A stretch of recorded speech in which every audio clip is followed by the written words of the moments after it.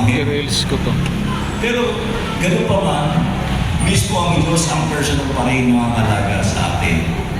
Tagapag-ingat natin ang ating Panginoon. Proverbs chapter 15 verse 3. Ang paningin ng Diyos na si Yahweh ay nakatuon sa lahat ng lugar. Ang masama at mabuti ay ikaw ang minamasdan. At wala siyang favoritism na yung mabuti lamang ang tinitingnan, inaalagaan, kundi pa sa'yo masasama. Kasi walang tao tunay na masama. Lahat ng tao pwede magbago. Walang patapon. Kaya nakita yung parabola ng 99 ships. Iiwan ng Diyos yung iiwan ng pastor yung 99 ships para hanapin yung nawawalang isa. Nakakala natin ay black sheep. Pero hindi yung patapon. Mahalaga yun. At ang kagandahan sa mga tupang naniligaw, pagka yung tupang naniligaw ay nakaramdam na malayo na siya sa kanyang mga kasama, hihinto sa pagdataan. Kasi alam niyang mawawala kasi. At sa kanyang hinintuan, doon siya magnungoy-ngoy nang walang hupay. At yung tunog ng kanyang pagnungoy-ngoy o hiyak, maririnig ng pastor na nag-aaral sa kanya. Kaya nagiging madali ang paghahanap. At walang nawawala na hinanap ng Diyos na hindi niya nasusumpuan. Amen?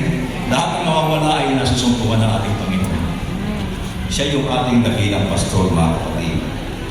At ang masama ay binibigyan niya ng pagkakataon. Second chance, mga kapatid. At ang masama, nagbagong buhay. Dahil pa yung tunay na mabuti. Katulad ng Mary Magdalene, itong demonyo na pinalaya sa kanya. Si Saul, si Pablo, grabe, mga kapatid. Kaya walang masama na walang pag-asa. Lahat ay may pag-asa sa ating Panginoon. Amen? Amen. So, ang gagawin ko, yung mga teksto na mula sa original, ang ating original text na nais kong pagtuon ng pansin, yung verse 12. Ang sinasabi ng verse 12, the eyes of the Lord your God are always on it from the beginning of the year to its end. Dito yung tinitingnan ng Panginoon, property, yung lupang pangako. Ano ang significance sa atin, mga kapatid? Yun mahalaga sa mga Israelita sapagkat sila'y 400 taong alipin at ngayon makakalaya sila. Pero sa atin, ano significance ito?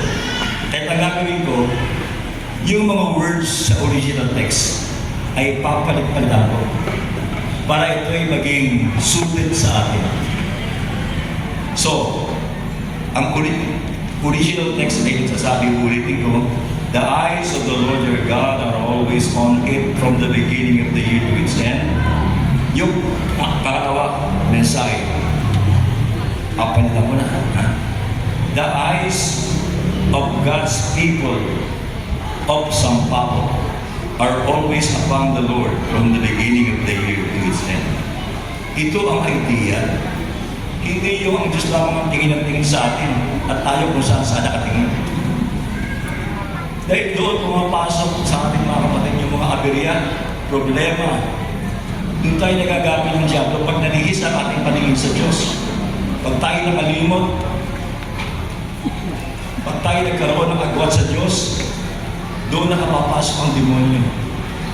Kaya napahinang na dapat ang ating paningin at atensyon ay nakapako lagi sa Panginoon. Siya yung ating laging iniisip para walang puwang demonyo. Walang lugar sa ating puso ang demonyo. Amen?